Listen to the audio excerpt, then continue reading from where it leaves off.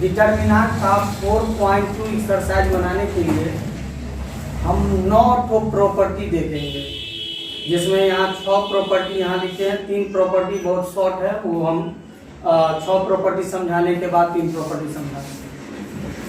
अब वही स्टूडेंट तुमको बता सकते हैं कि सवाल को बना सकता है या हम बनाएंगे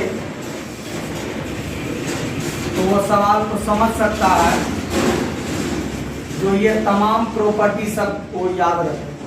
प्रॉपर्टी क्या है? एक प्रकार का रूल है सवाल को बनाने के लिए। तो ये समझो, इस सवाल को बनाने के लिए हमको 9 ठो रूल चाहिए।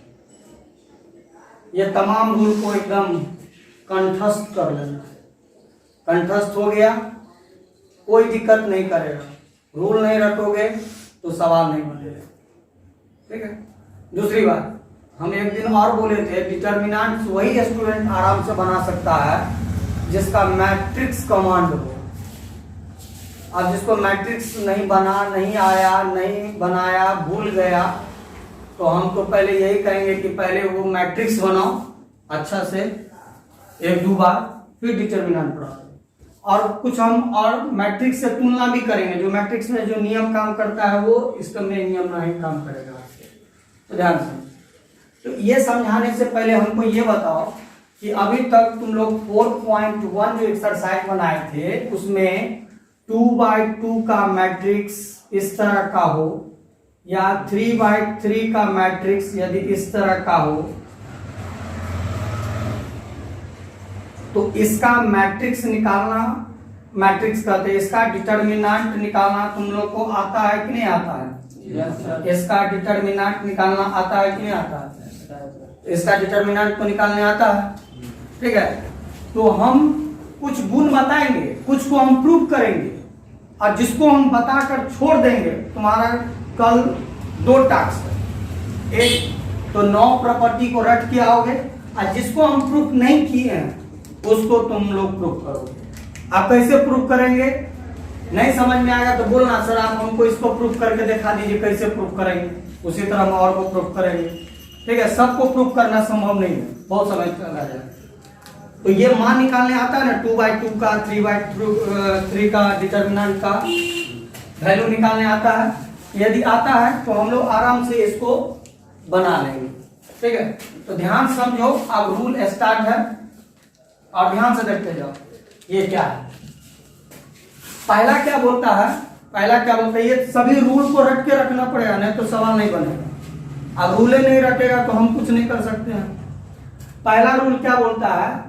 पहला rule, the value of the determinant remains unchanged if its row and column are interchanged. Sir rule तो समझ गए, रूल तो पढ़ लिए, लेकिन समझे कुछ नहीं, ये था क्या? आप ध्यान से देखो, हम इसको समझा देते हैं। तो यहां पर हम तुम लोग को पहला प्रॉपर्टी बता रहे हैं। पहला प्रॉपर्टी क्या है? सपोज करो कि हम अपने से कोई एक डिटर्मिनेंट ले लेते हैं, ठीक है। हम अपने से कोई एक डिटर्मिनेंट ले लेते हैं। मान लो कि तुम्हारे किताबें का हम एक डिटर्मिनेंट ले लेते हैं, जो हम लोग पढ़ चुके हैं उसी का एक सवाल ले लेते हैं, ठीक है। जो हम लोग पढ़ लिए हैं उसी का कोई एक सवाल हम लोग उठा लेते हैं। सपोज करो कि ये सवाल ले लेते हैं। दूसरा नंबर, यहां पर कोई एक डिटर्मिनेंट दिया है जो 3, 1, 2, -4, 1, 3, 5, -2 और 1, ये डिटर्मिनेंट है। सपोज करो कि ये डिटर्मिनेंट, इसका हम लोग डिटर्मिनेंट निकालते हैं, ठीक है। तो डिटर्मिनेंट को तुम लोग को बोले थे 2 चीज से डिनोट करते हैं, या तो इससे डिनोट करते हैं या नहीं तो हम लोग डेल्टा से भी डिनोट करते हैं, ठीक है। हम इसका डिटर्मिनेंट निकालते हैं, हम इसको प्रूव करके दिखाते हैं, ठीक है। प्रूव करके दिखाते तो समझा देंगे पूरा, टेंशन मत लो, पूरा समझ जाओ। हम इसका सबसे पहले जो पढ़े हैं उससे हम लोग इसका डिटर्मिनेंट निकालते हैं। तो इसका डिटर्मिनेंट निकालो, इसका डिटर्मिनेंट निकालो तो कितना होगा? यदि हम 3 का करें तो हो जाएगा 1, 3, -2, 1, इस तरह माइनस माइनस 4, ये माइनस हो जाएगा। यस। तो इसका हो जाएगा कितना, 1 2 -2 1, ठीक है। उसी तरह यदि +5 का यदि हम करें, +5 का करें तो 1 2 1 3 हुआ। तो इसका यदि हम करेंगे तो हो जाएगा कितना, 1 + 6 + 4, ये हो जाएगा 1 + 4 + 5, ये हो जाएगा 3 -2, ये निकालना आता है। ये हो जाएगा 7 21, ये कितना हो जाएगा 5 20, ये कितना हो जाएगा 1 5, तो ये कितना हो गया 46, ठीक। ये डिटर्मिनेंट। इसमें क्या कहता है, the value of the determinant, determinant का जो वैल्यू आया, नहीं समझा, डिटर्मिनेंट का जो वैल्यू आया, डिटर्मिनेंट का वैल्यू 46 आया, the value of the determinant, determinant का जो वैल्यू आया रिमेन्स अनचेंज, नहीं बदलेगा। कब नहीं बदलेगा, यदि तुम रो एंड कॉलम दोनों में, रो या कॉलम में उसको अनचेंज इंटरचेंज कर देते, यानी कि इसको यदि तुम ट्रांसपोज बना लेते हो, ट्रांसपोज पढ़े थे मैट्रिक्स में, यदि तुम इसका ट्रांसपोज कर लेते हो फिर भी इसका मैट्रिक्स का वैल्यू अनचेंज, ठीक है। अब यदि मान लो इस रूल के अनुसार इसका हम ट्रांसपोज बना लेते हैं और इसको 1 कर देते हैं, अब एक नया डिटर्मिनेंट बन रहा है, अर्थात इसका हम ट्रांसपोज कर लेते हैं। ट्रांसपोज को हम ऐसे लिखते हैं ना, ऐसे लिखते हैं, इसका ट्रांसपोज कर लो, इसका ट्रांसपोज कर लो, तो कैसे लिखेगा, इसका ट्रांसपोज कैसे होगा, हाँ बताओ, वो तुम बदल लो, खाली हमको इसका आंसर बताओ।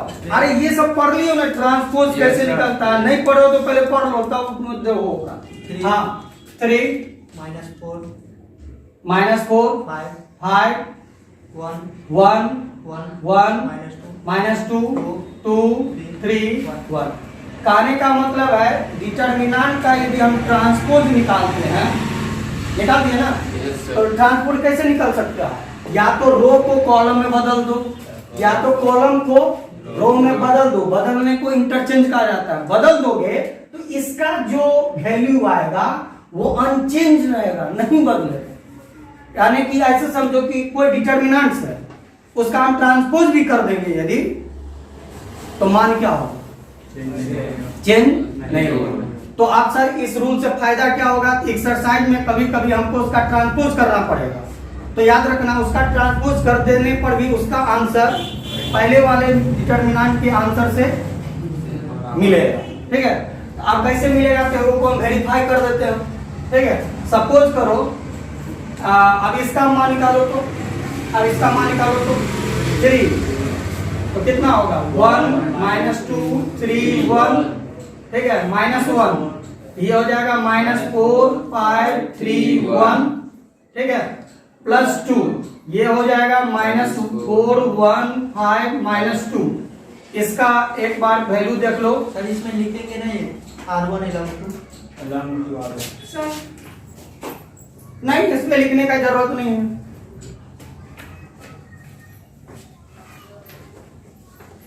चलो अब इसका वैल्यू निकालते हैं हम लोग, ठीक है। इसका वैल्यू निकालने पर देखो कैसे कैसे होगा, 1 + 6 -1 -4 -15 +2 8 -5, तो ये हो जाएगा 7 21, ये हो जाएगा +19, और ये हो जाएगा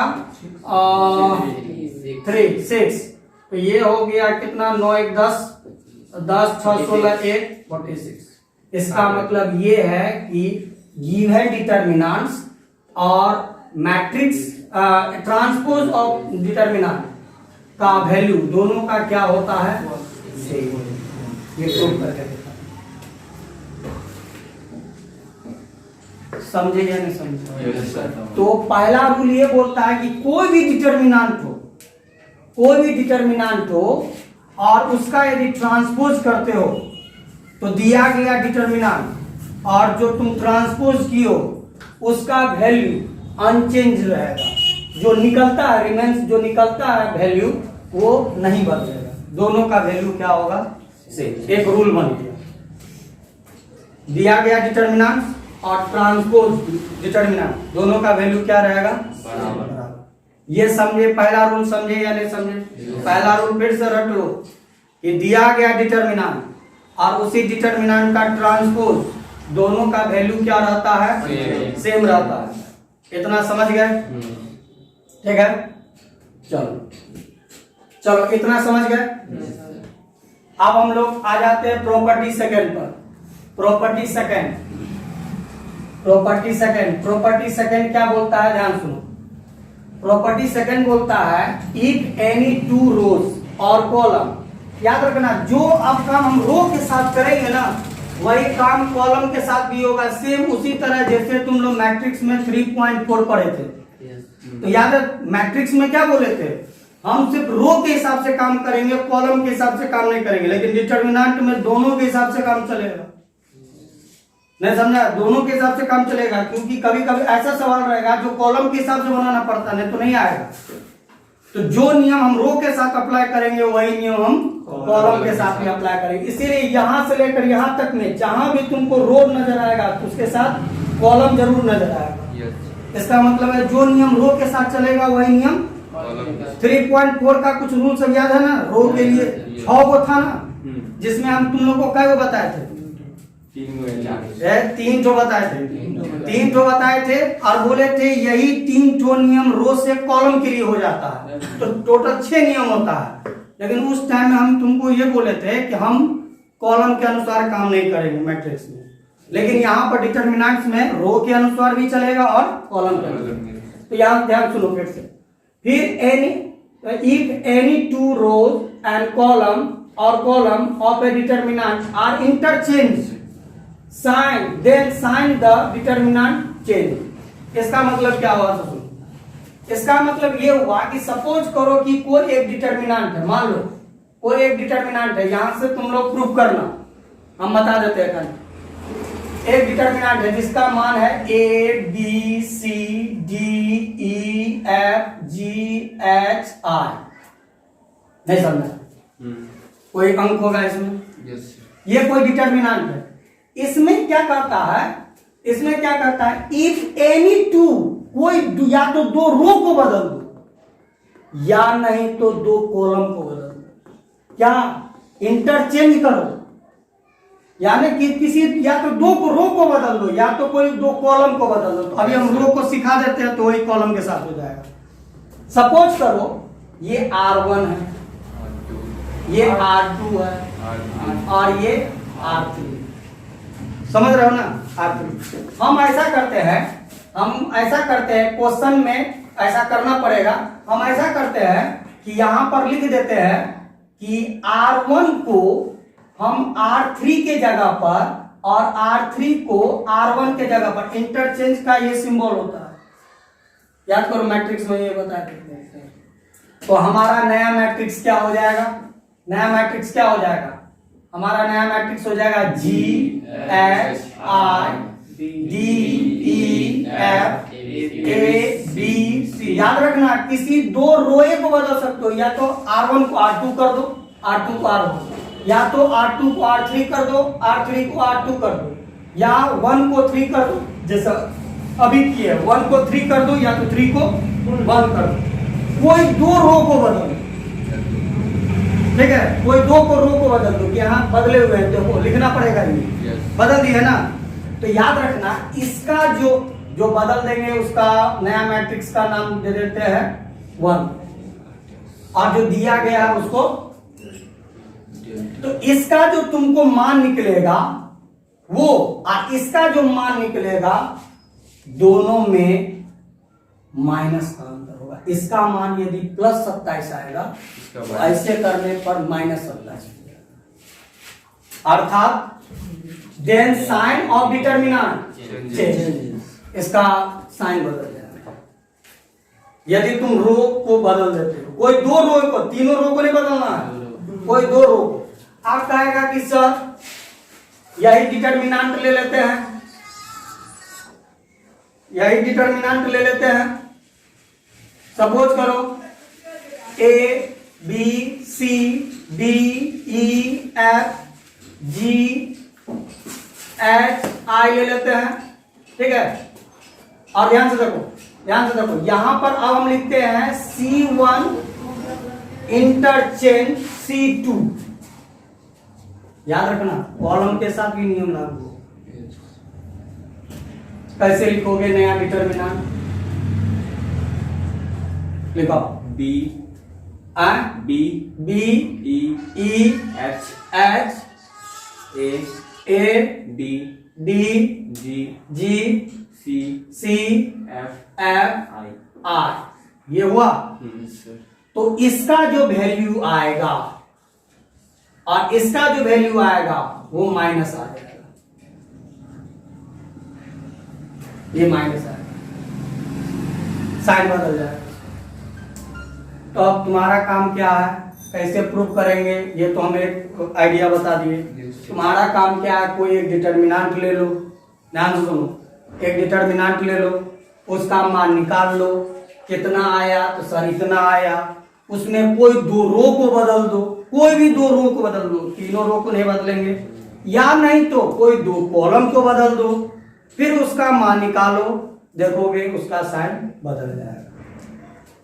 वही कह रहा। अब यहां पर ध्यान समझो, इफ एनी टू रो, दो रो को या तो दो कॉलम को, ठीक है, डिटर्मिनेंट का कोई दो रो या दो कॉलम को तुम इंटरचेंज कर देते हो तो साइन तुम्हारा डिटर्मिनेंट का जो साइन होगा वो चेंज हो जाएगा। वो ये कह रहा है, ये प्रूफ हो जाएगा।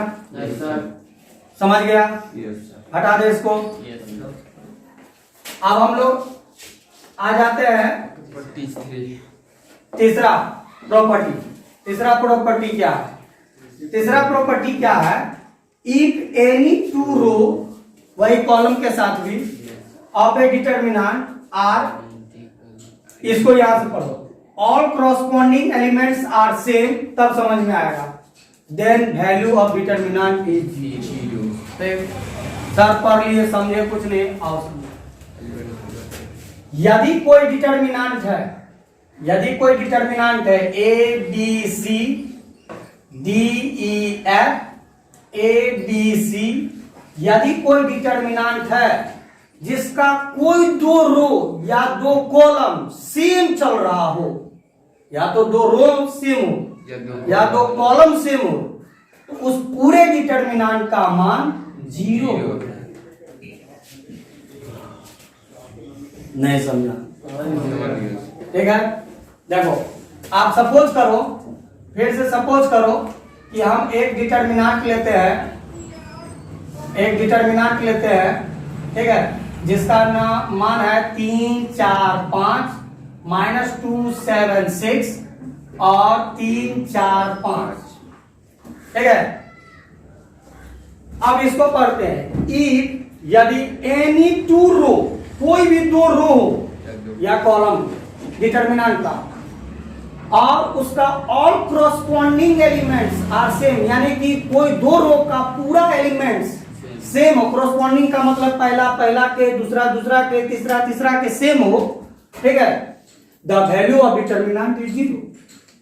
तो इस डिटर्मिनेंट का मान कितना हो जाएगा? जीरो हो जाएगा। अर्थात determinant of A equal to zero. मान निकाल कर देखो।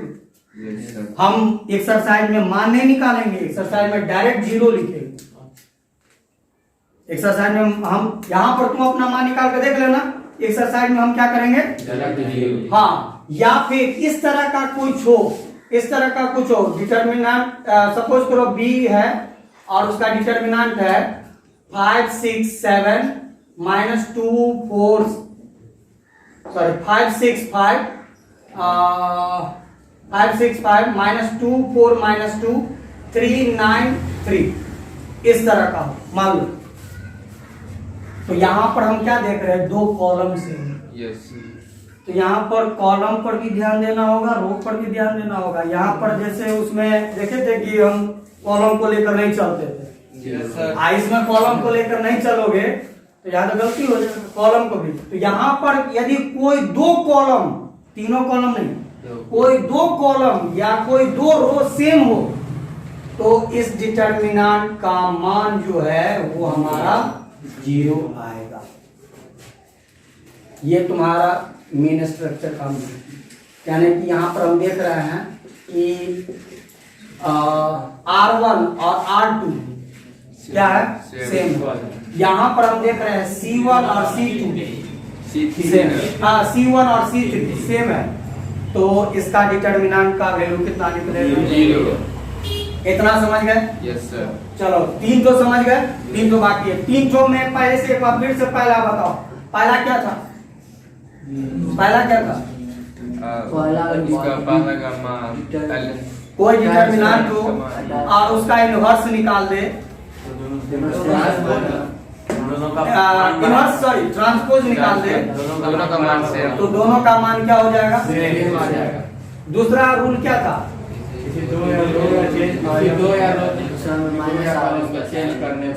किसी डिटर्मिनेंट में दो रो या दो कॉलम को चेंज कर दे तो साइन क्या होगा? बदल जाएगा। साइन क्या होगा? बदल जाएगा। तीसरा क्या है? किसी डिटर्मिनेंट का कोई दो रो या कोई दो कॉलम यदि सेम हो जाए तो उसका मान 0 होगा, तो उस डिटर्मिनेंट का मान कितना हो जाएगा? 0। 3 तो समझ गए। अब चलो नेक्स्ट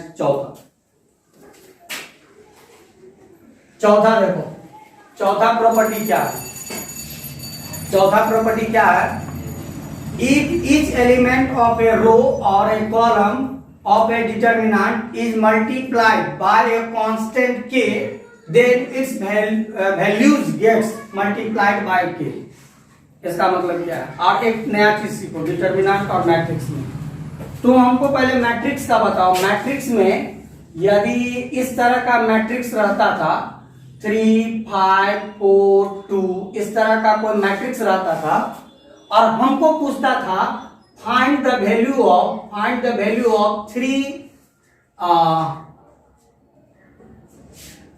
वैल्यू ऑफ 3a, इस तरह रहता था ना, तो क्या क्या करते थे, कैसे निकालते थे ये?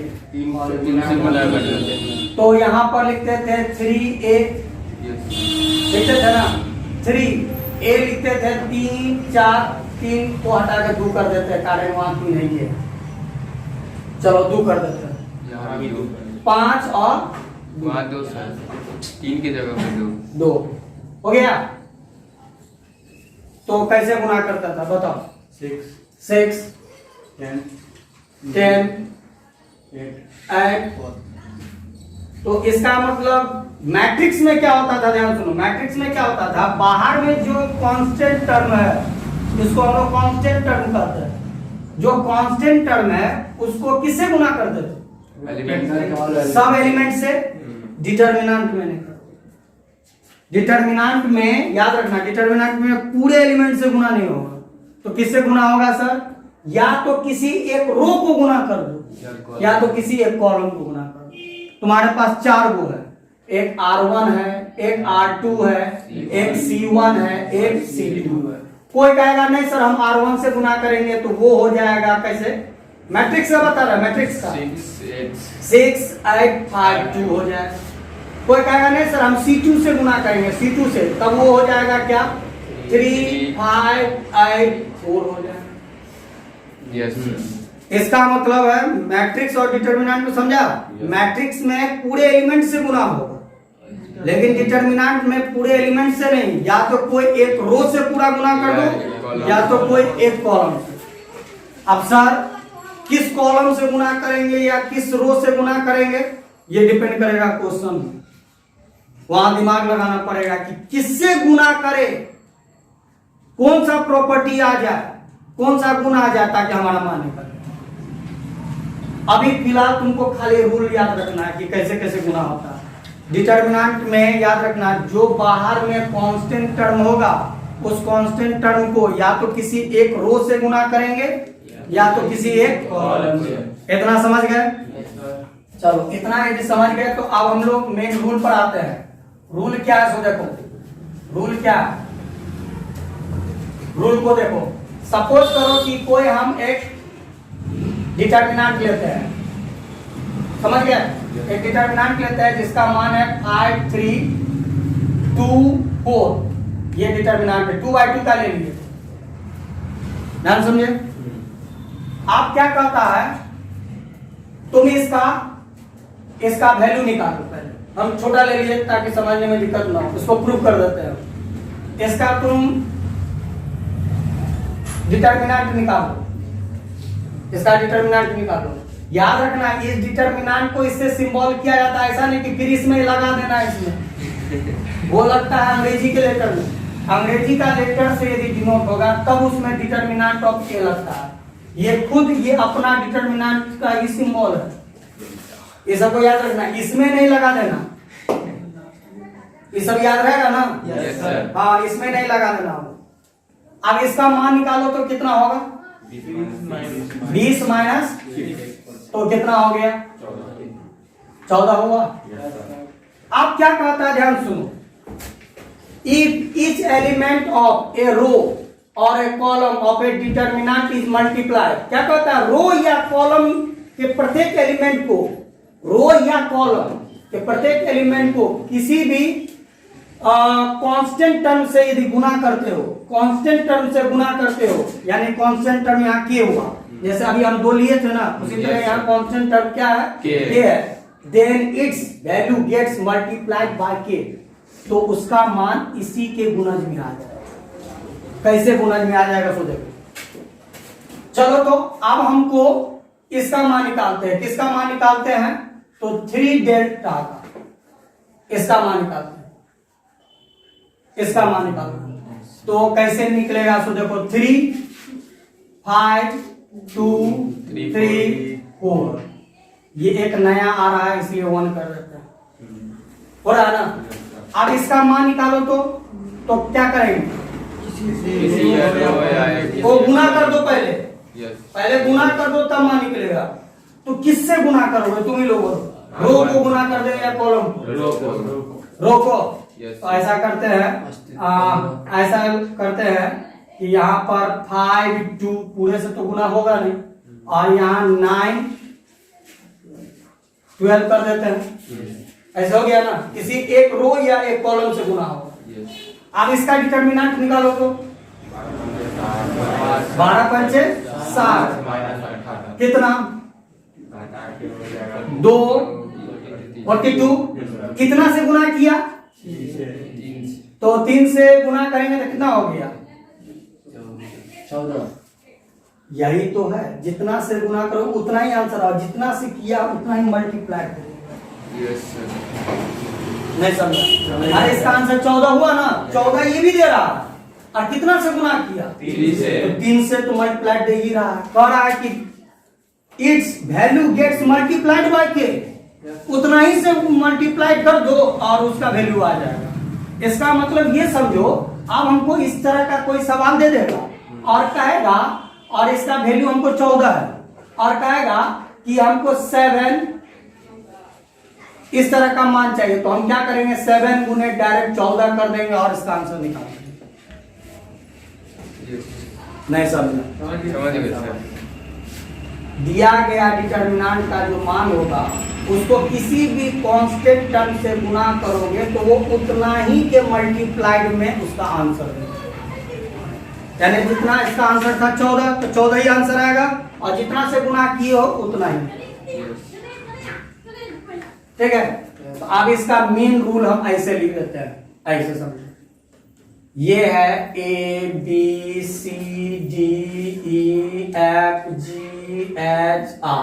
मान लो 3/3, ठीक है? और यहां पर हम इससे गुना कर रहे हैं, 3 से नहीं, K से गुना कर रहे हैं। K का मतलब कोई भी अंक, तो यहां पर क्या लिखेंगे? K इंटू ABCE ऐसा कर देता है, ऐसा कर देता है। C के अभी ऐसे ही, अभी बाहर में है, CDFGHI, ये हुआ। इसको एक टर्म और कर देते, एक टर्म और कर देते, किसी एक टर्म से गुना कर देते, तो ऐसा लिखते हैं ABECK डी के एफ के जी एच आर। तो हमारा ये नया हो गया, ये तो दिया गया, ये नया हो गया। तो इसका मतलब है कि डेट इसका जितना वैल्यू होगा उतना ही इसका ही वैल्यू आएगा, दोनों का वैल्यू सेम आएगा, और जितना से गुना किए हो उतना का गुना करने के बराबर वैल्यू आएगा। ये हमारा यहाँ प्रूफ हो गया।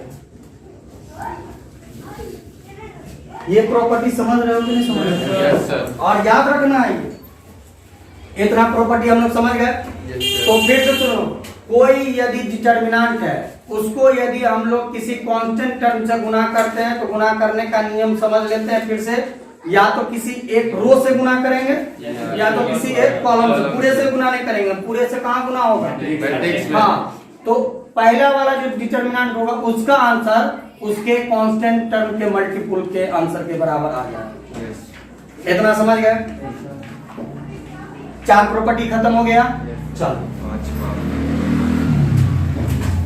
पांचवा को देखना, अभी हम प्रूफ नहीं करेंगे। पांचवा को तुम लोग भी प्रूफ नहीं करना, खाली समझ लो, क्योंकि वो सवाल जब बनेगा ना वहां प्रूफ होगा। देख लो पांचवा, देख लो पांचवा प्रॉपर्टी क्या है। पांचवा प्रॉपर्टी क्या है? यदि इस तरह का कोई डिटर्मिनेंट हो, इस तरह का कोई डिटर्मिनेंट हो, a plus Z B C m plus Y D E या n plus X F G, इस तरह का। इसमें क्या बोलता है देखो, if some or all elements of a row or column of a determinant are expressed as sum of 2 or more terms। इसका मतलब ये है कि कोई रो या कोई कॉलम में एक से अधिक टर्म है, यदि किसी रो में या किसी कॉलम में एक से अधिक टर्म है तो तुम टर्म को तोड़ करके मैट्रिक्स नया बना दो। टर्म को तोड़ करके एक नया मैट्रिक्स बना दो। तो हम ऐसे लिख देंगे, ऐसे लिखेंगे, ध्यान से देखो, ऐसे लिखेंगे। यहां पर लिखेंगे ए बी सी, यहां लिखेंगे एम डी ई, यहां लिखेंगे N F G plus plus plus, फिर यहां लिखेंगे जेड बी सी वाई, क्योंकि एम तो इसमें लिखा गया, एम डी ई, यहां लिखेंगे एक्स एफ जी। और फिर हम मैट्रिक्स निकालना तो जानते हैं, इसका निकाल देंगे, इसका निकाल देंगे, दोनों को जोड़ देंगे और आंसर हो जाएगा। मैट्रिक्स या डिटरमिनेंट? डिटरमिनेंट, ठीक है, निकाल देंगे। या फिर एक और एग्जांपल समझ लो, एक और एग्जांपल समझ लो। इस तरह का यदि कोई है, ठीक है, a plus delta 1 b plus delta 2, delta 2 का मतलब अलग मान हो गया, C plus delta 3 D E F G H I, इस तरह का हो तो कैसे बनाएंगे? सुनो कैसे बनाएंगे, तो कैसे लिखोगे? A D E B F G C H I plus delta 1 delta 2 delta 3 D F H E G I, एक से अधिक होता। इतना समझ गए? Yes sir. नहीं समझे? समझ गए सर। थोड़ा इसी को भास्ट कर दे। हाँ, इसी को थोड़ा और भास्ट कर दे। तो नहीं, जानना बहुत जरूरी है, भास्ट थोड़ा सा जानना जरूरी है। इसी को भास्ट कर देते हैं, ध्यान से देखो, इसी को थोड़ा सा हम भास्ट कर देते हैं। यहां पर देखो, यहां पर हम कर देते हैं P1 plus P2 plus P3, ऐसे कर दिए। जहां पर 2 रो जो है उसमें 2 टर्म, तो याद रहे एक के बार में सबको अलग अलग नहीं करें। देखो कैसे करें, देखा, पहले इसको करो, बाकी सबको छोड़ो। ठीक है, पहले इसको करो तो कैसे लिखेंगे? A P plus P one C M D plus P two E N F plus P three G हो गया। प्लस ये क्या हो जाएगा? Z B plus B plus P one C, ये हो जाएगा Y D plus P two D plus P two E, और ये हो जाएगा X F plus P three G हो गया। Yes sir. आप इसको फिर दो बनाओ, इसको दो। चार तो एक तो हम इसको दिखा देते हैं, इसी तरह इसको कर लोगे। Yes. इसको क्या करोगे, कैसे लिखोगे? A C B C M D E N F G A plus A P one C M P two E N P three G. दो हुआ। Yes sir. इसका भी दो बना दो। हो जाएगा सर। फिर इसको हल करो, इसको हल करो, इसको करो, इसको करो और आंसर निकालो। यानी कि दो से अधिक टर्म होगा तो हम लोग अलग अलग डिटर्मिनेंट बनाकर हल करेंगे। वही ये कर रहा है, दो हो या उससे अधिक हो। तीन को भी हो सकता हाँ, तीन को भी हो सकता है। प्लस तीन को बना पी देना। फोर प्लस पी फाइव, ऐसे इसमें तीन को बना दो। हो सकता है। अब इसको तीन बना- तीन जो बना देंगे, तीन तीन छह हो जाएगा। लेकिन उतना नहीं है, लेकिन हम बता दिए हैं कि इस तरह का होता है। इतना समझ गए? ठीक है, जितना समझाने खाली उतना ही देख कर आओ ना, बाद बाकी तो एक्सरसाइज बनाना हमारा काम है, तुमको बता रहे हैं। लेकिन रूल नहीं रखोगे तब नहीं बनेगा। ठीक है, इतना समझ गए? Yes, sir. चलो आगे। प्रॉपर्टी नंबर 6, प्रॉपर्टी नंबर 6 ये लास्ट प्रॉपर्टी है। इसका तीन और हम बताएंगे, वो छोटा छोटा है, बहुत छोटा छोटा है। इसमें क्या कहता है? If two each elements of any two row और column of a determinant the, ये कैसा है? सेम उसी तरह जैसे तुम लोग एक्सरसाइज 3.4 में पढ़े थे ना, सेम उसी तरह। क्या है एक बार याद दिला देते हैं। सपोज करो कि ये कोई डिटर्मिनेंट है, ये कोई डिटर्मिनेंट है, ध्यान से देखो। ये कोई डिटर्मिनेंट है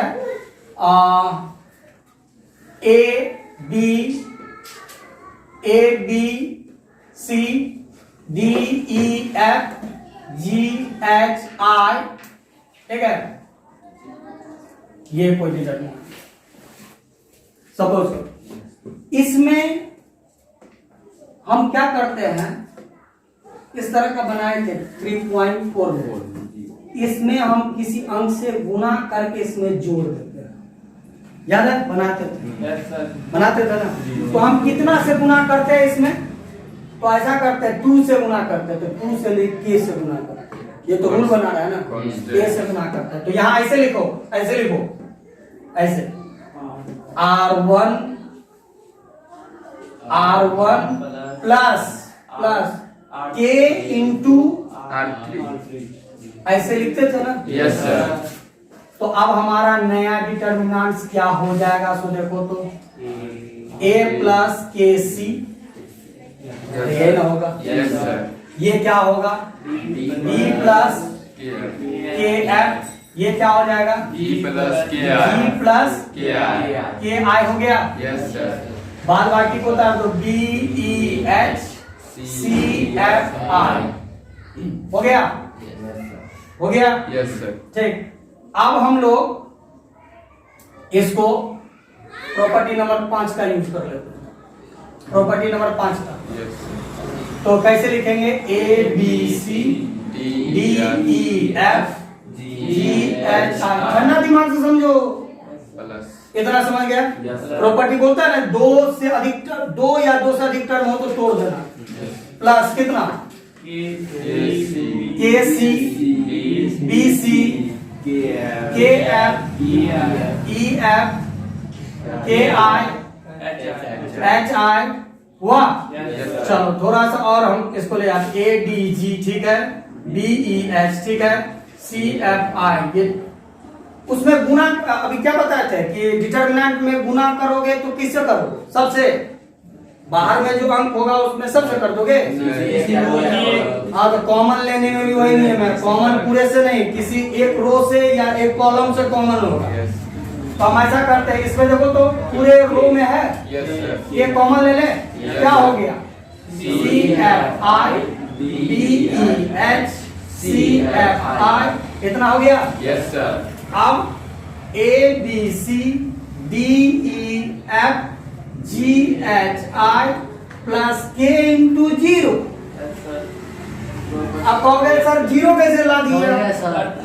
कैसे? प्रॉपर्टी नंबर 3, प्रॉपर्टी नंबर 3 बोलता है कोई दो रो या कॉलम सेम हो जाए तो मैट्रिक्स का माने जीरो। तो ये तो जीरो ले लिया, Yes, sir. ठीक है, जीरो ले लिया तो फिर तुम घूम करके कहाँ आ गया? मैंने प्रॉपर्टी पर आ गया, Yes, sir. मैंने प्रॉपर्टी पर आ गया। Remains the same. हाँ सेम हो जाए, देखने वाली का देखते हो फिर सेम आ गया। इतना चीज समझे या नहीं समझे? Yes, sir. ये तो हम रूल के हिसाब से बताया, इसका अंक से दिखा दे या हो जाएगा? हो जाएगा, सर. हो जाएगा। चलो इतना यदि समझ गए तो अब तीन जो छोटा छोटा प्रॉपर्टी जिसका यूज करेंगे उसको देख लो 2 मिनट में हो गया। मजा आता है पहले से पता नहीं था तो जान देखिए अभी प्रॉपर्टी 6 यहां तक हो गया। तीन को प्रॉपर्टी देख लो, एक प्रॉपर्टी 6, प्रॉपर्टी 8, ये सब किताब में नहीं है लेकिन इसका यूज होता है। प्रॉपर्टी 9, ये तीन तो देख लो। ये क्या है सर? यदि कभी इस तरह का डिटर्मिनेंट हो, ए बी डिटर्मिनेंट हो, इस तरह का डिटर्मिनेंट हो तो इसको हम लोग अलग अलग करके determinant of A dot determinant of B लिख सकते हैं, इसका यूज करेंगे। यदि अंदर में इस तरह होगा ना तो बाहर में हम इसको गुना के रूप में लिख सकते हैं। एक प्रॉपर्टी समझ गया, ठीक है। दूसरा प्रॉपर्टी ये है, दूसरा प्रॉपर्टी ये है यदि कोई डिटर्मिनेंट इस तरह का हो, इस तरह का हो जिसमें कांस्टेंट भी हो, यदि तुम कांस्टेंट को बाहर निकालते हो, बाहर निकालते हो तो ये हो जाएगा k का power n determinant of a। ये सब नहीं समझे क्या है? तो ये सपोज करो कि ये स्क्वायर मैट्रिक्स है ना, तो स्क्वायर मैट्रिक्स होगा तो यहाँ पर ऑर्डर क्या होगा? या तो 2x2 का होगा या तो 3x3 का होगा, और ये कोई कांस्टेंट है। तुम जो कांस्टेंट यदि 2 है तो बाहर निकाला, यदि 2 को बाहर निकाले और 3x3 का ऑर्डर है तो 2 का पावर 3 हो जाएगा। जो ऑर्डर होगा ना, ऑर्डर या तो 3 इंटू 3, 4 इंटू 4 या तो 2 इंटू 2 ऐसे करके होगा। तो कॉमन क्या निकाला? 2 निकाले सर। ऑर्डर क्या है? तो 3 इंटू 3 है, तो 2 का पावर 3। यहां पर लिख देते हैं where k is constant and n is order,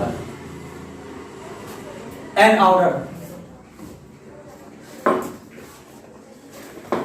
n सटा दो।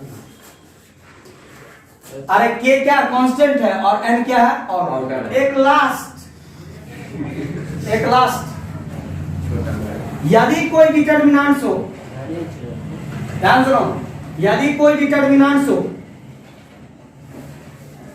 जिसका या तो कोई एक पूरा रो या तो कोई पूरा कॉलम जीरो हो जाए तो इस पूरे का मान जीरो हो जाए। तुम निकाल करके देखो, सब जीरो हो जाए। ऐसे भी एक और देखो, A B C 0 0 0 D E F. नहीं समझा? आपको कहेगा सर ए बी सी 0 है ना, डी ई 0 0 एफ नहीं होगा। या तो कोई पूरा रो या तो पूरा कॉलम जीरो है तो पूरे डिटर्मिनेंट का वैल्यू क्या हो जाएगा? जीरो। अब जो स्टूडेंट ये 9 प्रॉपर्टी को पूरा अच्छा से रट गया, एक्सरसाइज 4.2 में कहीं दिक्कत खत्म हो जाएगा। ठीक है। Yes.